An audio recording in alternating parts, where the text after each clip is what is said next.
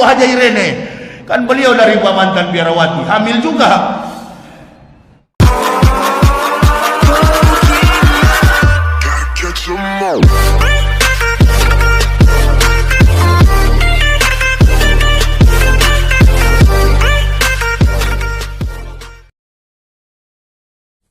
Kembali lagi di channel Lion of Judah. Ya, teman-teman, terima kasih karena sudah menonton video ini. Di video kali ini, teman-teman, kita akan mendengarkan Ustadz Yahya Waluni, ya, yaitu mualaf yang sering sekali menghina Kristen. Dan dalam video kali ini, dia membongkar aib dari Irene Handono, ya. Kita tahu bersama ya teman-teman, Irene Handono juga adalah seorang mualaf ya yang beragama Katolik yang juga sering menghina Kristen. Nah, Yahya Waluni pada video ini dia membongkar aibnya atau kebohongan dari Irene Handono. Lewat video ini kita dapat membuktikan bahwa kesaksian Irene Handono selama ini adalah bohong semua, tidak bisa dipercaya dan dia bukanlah biarawati. Untuk lebih jelasnya, mari kita simak video ini. Lalu pastornya kemana itu? Pastor Katolik nggak beristri kan? Jangan dibilang bahwa saya, Ustadz bilang tadi pendeta tapi ada istri, masuk Islam dengan istri anak. Ya kalau pendeta beristri, pastor nggak beristri. Pendeta pimpinan Protestan, kalau pastor pimpinan Katolik. Pastor tidak beristri, betul tidak beristri, tapi biarawati siapa yang injeksi hamil? Tanya tuh Ibu Haja Irene, kan beliau dari mantan biarawati, hamil juga. Nah, kita sudah mendengarkan ocehan Yahya Waluni yang mengatakan bahwa Irene Handono hamil kan? Artinya Irene Handono itu bukanlah seorang biarawati. Kalau dia adalah seorang biarawati, mana mungkin dia hamil? Mana mungkin bersuami? Ya kan? Jadi pengakuan Irene Handono selama ini, kesaksiannya adalah bohong semua dan telah banyak orang yang sudah dibohongi oleh Irene Handono. Di video selanjutnya kita akan melihat kesaksian dari keponakan kandung dari Irene Handono yang menyaksikan bahwa Irene Handono tidak pernah menyelesaikan studinya sebagai seorang biarawati. Ya. Kalau tidak salah dia hanya sampai 6 bulan di sana lalu kemudian dia dipecat ya karena berkasus. Untuk lebih jelasnya kita coba dengarkan video ini. Dalam video kali ini kesaksian dari keponakan Irene Handono tidak lengkap ya teman-teman. Bagi teman-teman yang mau melihat kesaksian dari keponakan Irene, silakan lihat di video part 1-nya. Di sana lengkap semua dan kalian akan tahu bagaimana kebohongan dari Irene Handono. Tuhan Yesus memberkati. Dan hal ini disampaikan oleh keponakan dari Irene Handono. Ya, keponakan Irene Handono dalam bagian ini membuka fakta baru, yakni menerangkan mengapa Irene Handono hanya bertahan. Dia tertarik oleh salah seorang calon romo atau pastor yang juga baru masuk seminari. Dan pada akhirnya mereka berdua dikeluarkan dari komunitasnya masing-masing dan menikah sampai mempunyai 4 orang anak.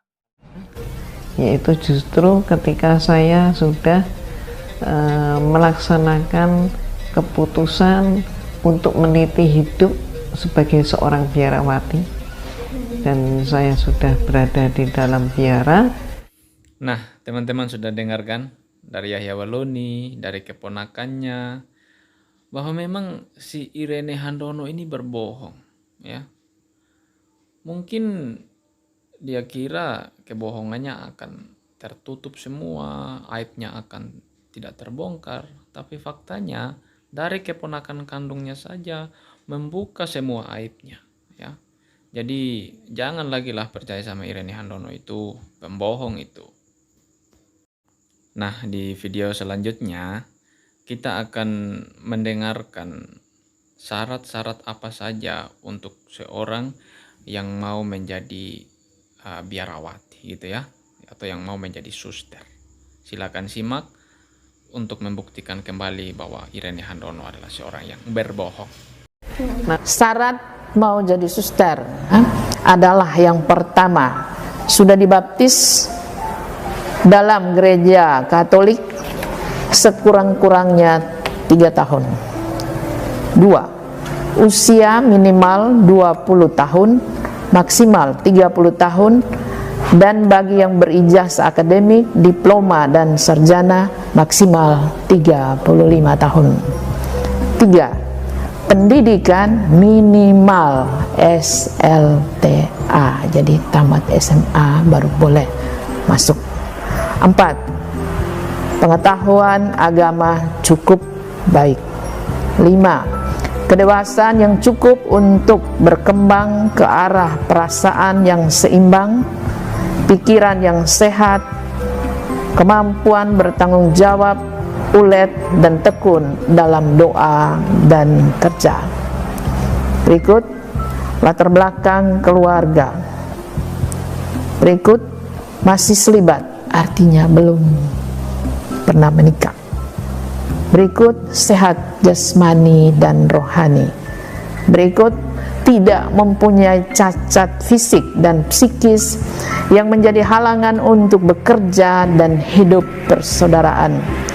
Berikut belum pernah terikat pada kaul-kaul yang diikrarkan dalam kongregasi lain. Berikut surat izin dari orang tua, dan yang berikutnya surat baptis dan krisma.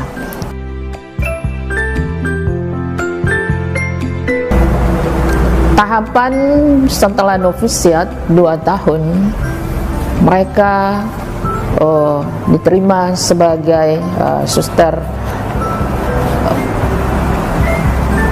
yang mengucapkan kaul perdana, dan dari situ mereka siap diutus untuk ditempatkan di komunitas-komunitas di mana komunitas kongregasi ini berada.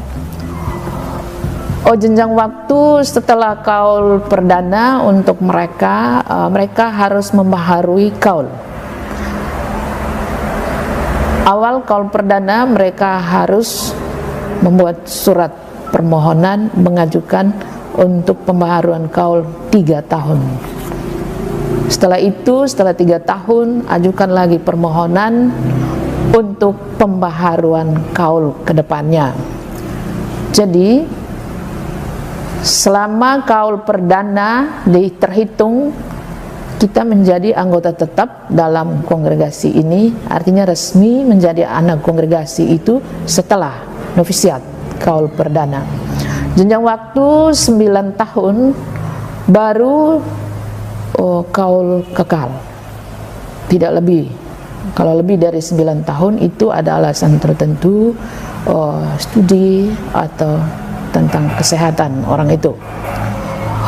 Itu batas terakhir. Kalau sudah 9 tahun kita tidak diterima untuk kaul kekal, untuk seumur hidup, dengan berbagai penilaian-penilaian yang sudah dipaparkan oleh kongregasi, maka kita siap untuk maju, diterima atau pulang.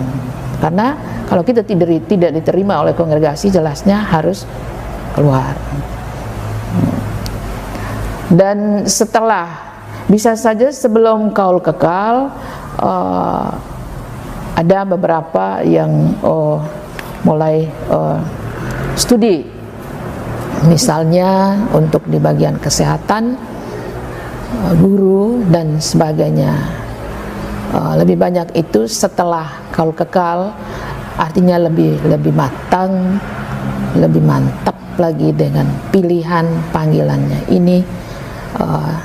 Nanti distudikan tergantung kemampuan dari suster tersebut, bisa di bagian pendidikan dan rumah sakit dan sebagainya.